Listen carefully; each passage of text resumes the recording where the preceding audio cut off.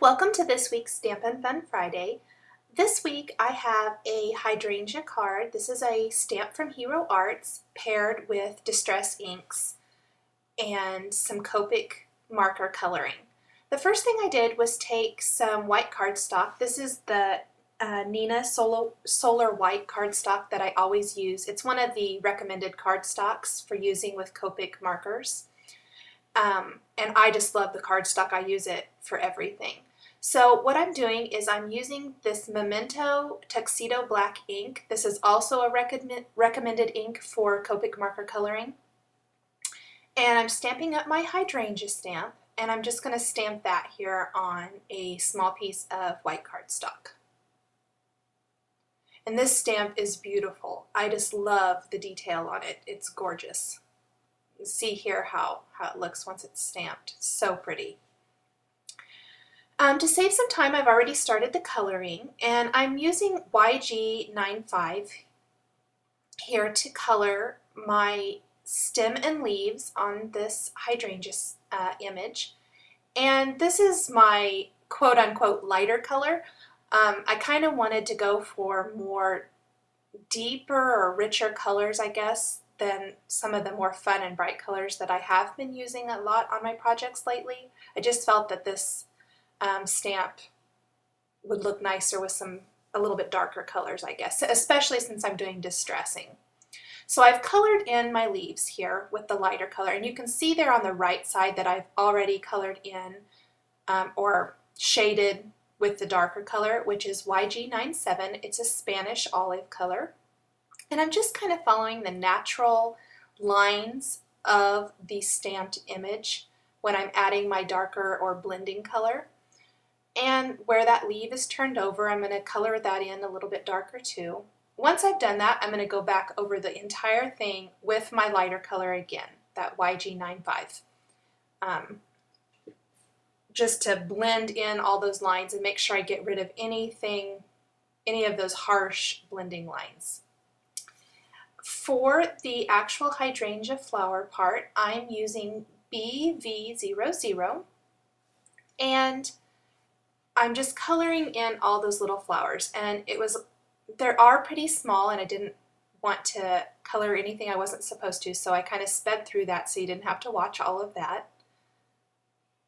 And now I'm taking my darker color, and I'm just going in and adding some shading where it might be darker. Just kind of following the natural lines from the actual stamped image and adding a little bit darker. There you can see it a little bit better. But it's still pretty, you can tell the difference between the two colors. So I'm just going to go back with my lighter color again and blend that all together. Just going to go over it all really well.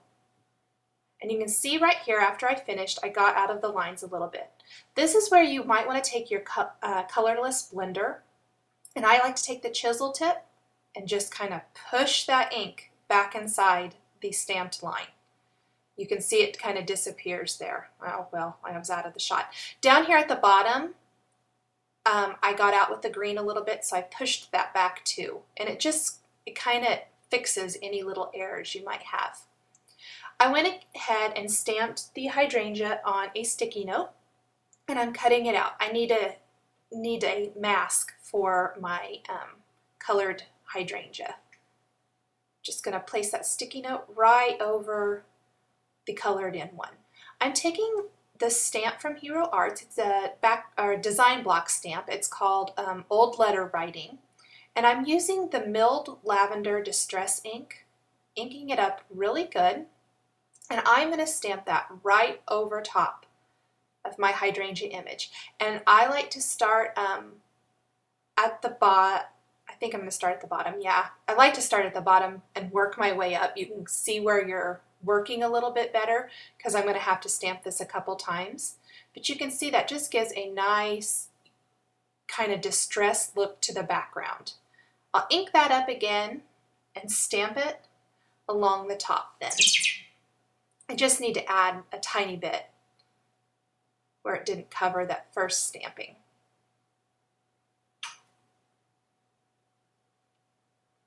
And there's what it looks like. Once I've done that, I'm going to take a little bit darker distress ink, the Dusty Concord, and the ink blending tool from Ranger, and I'm just going to ink up the edges. You're going to start off of the edge of the paper you're working on, and this is where the craft sheet from Ranger comes in really handy. Keeps your work surface neat, and you won't get any ink or whatever on your table or where you're working. I'm going to peel that mask off, and you can see there are a few kind of harsh white lines there. I'm going to just take my blending tool and go over that just a little bit more to soften that a bit. Now I'm ready to stamp my card, and I'm taking this distressed background cling stamp from Hero Arts. I'm going to ink it up with the Dusty Concord. This is a really fun aged background. It works great with the distressed look. And then instead of stamping it on my card, I like to lay my card on this stamp. It's a tip I got from Jennifer McGuire a long time ago, and I just think it's great. You can see where you're working and make sure you get even coverage. I'm going to just move that out of the way, and I'm going to take that, see if that looks good. I'm going to take the old letter writing again, this time inking it with the Dusty Concord, and I'm going to stamp that over the background of my card. Same as I did on the hydrangea piece. I'm going to start there along the bottom and work my way up. Have to stamp it a couple times. I just thought that aged background or border there around the card looked a little harsh, so I'm softening it up with a little text, and I'm also taking that Dusty Concord and the ink blending tool, and I'm going to go around the edges of the card just to soften it just a little bit more. I think it kind of makes the card flow a little bit better. I cut a mat from a lighter color of Hero Arts layering paper for my hydrangea, and I'm just adding a little bit of green silk ribbon here behind it, and because I'm going to tie a bow. The ribbon helps add a little bit of a fun decorative touch, but not a whole lot of bulk. So I'll just wrap that around the back, and then I'm going to tie a bow at the bottom. And the silk ribbon knots really well, so it makes really small bows. And I'll trim the ends.